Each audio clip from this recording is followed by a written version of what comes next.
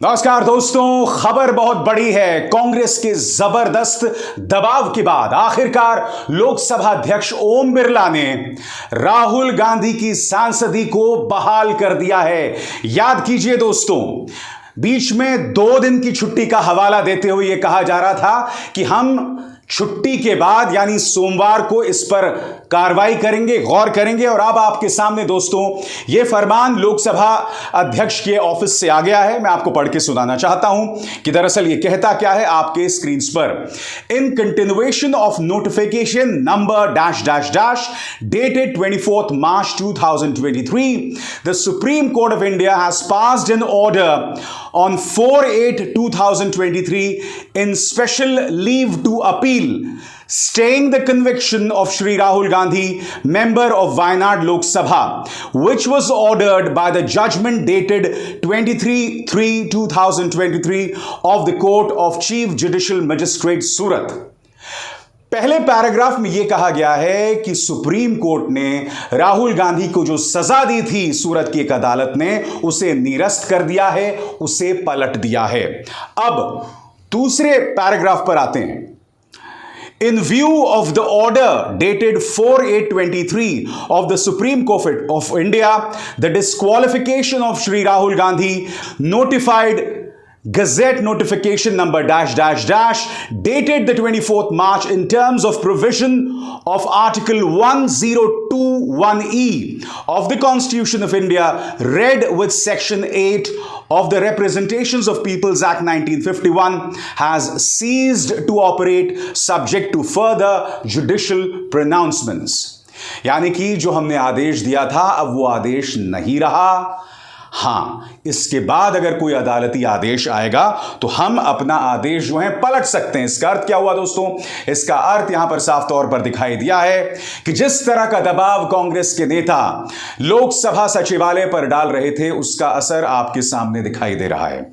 याद कीजिए, 23 तारीख को राहुल गांधी के खिलाफ जो है सूरत की अदालत फैसला सुनाई और उसके ठीक 24 घंटे बाद न सिर्फ उनकी सांसदी को बर्खास्त कर दिया गया था, बल्कि उन्हें घर से भी निकाल दिया गया था उसी हफ्ते के अंदर। अब कांग्रेस जो है पिछले 2 दिनों से क्या कह रही थी? रामशंकर कठेरिया जो सांसद हैं भाजपा के, उन्हें भी 2 साल की सजा सुनाई गई है बिजली कर्मचारी के साथ मारपीट के मामले में।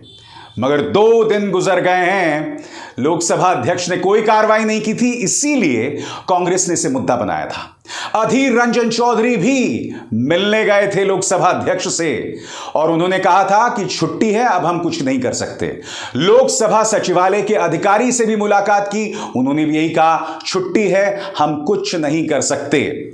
और इस बात को लेकर आशंका हो रही थी कि 8 मार्च को जो अविश्वास प्रस्ताव आने वाला है, क्या राहुल गांधी उसमें शिरकत कर पाएंगे? याद कीजिए दोस्तों, आखिरी बार राहुल गांधी लोकसभा में कब थे?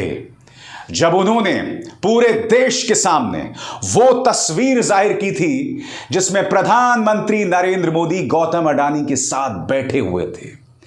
राहुल गांधी का वो भाषण प्रधानमंत्री नरेंद्र मोदी को इस कदर चुभ गया था कि उनके भाषण को करीब 17 जगहों से हटा दिया गया था दोस्तों।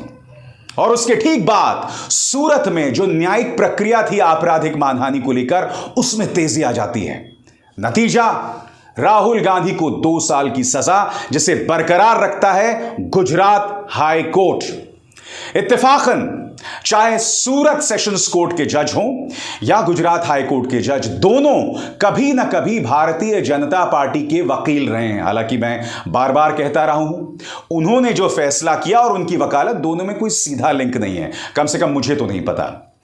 और फिर आपको याद होगा, जब यह मामला सुप्रीम कोर्ट पहुंचा, तब सुप्रीम कोर्ट में जस्टिस गवाई ने इस फैसले पर, गुजरात से आए उन 2 फैसलों पर गंभीर सवाल खड़े किए थे। उन्होंने कहा था कि गुजरात से कैसे अदालती फैसले आ रहे हैं।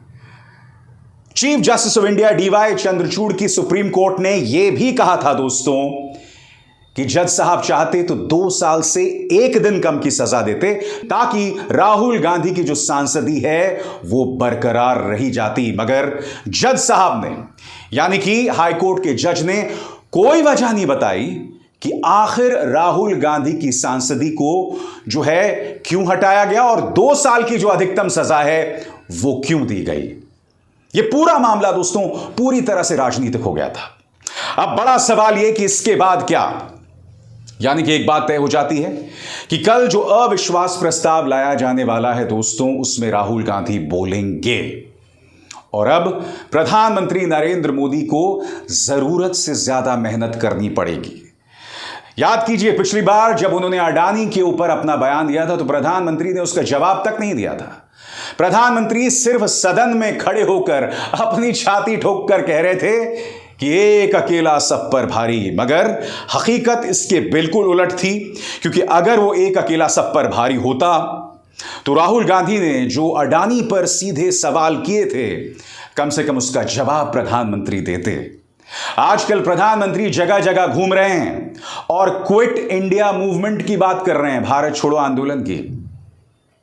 वो ये बताना भूल गए कि इस भारत छोड़ो आंदोलन के खिलाफ आरएसएस थी, हिंदू महासभा थी, यानी कि भारतीय जनता पार्टी के वैचारिक पूर्वज आरएसएस भारत छोड़ो आंदोलन के खिलाफ थे, जिसका जिक्र प्रधानमंत्री नरेंद्र मोदी कर रहे हैं।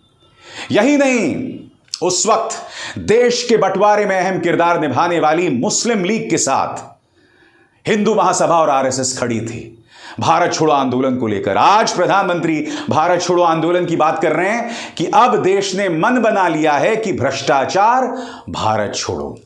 यह बात अलग है कि अमित शाह जो हैं वो अजीत पवार के साथ मंच पर दिखाई देते हैं और क्या कहते हैं? अमित शाह ये कहते हैं कि अजीत बाबू या अजीत दादा, अब आप जाकर सही मंच पर आए हो।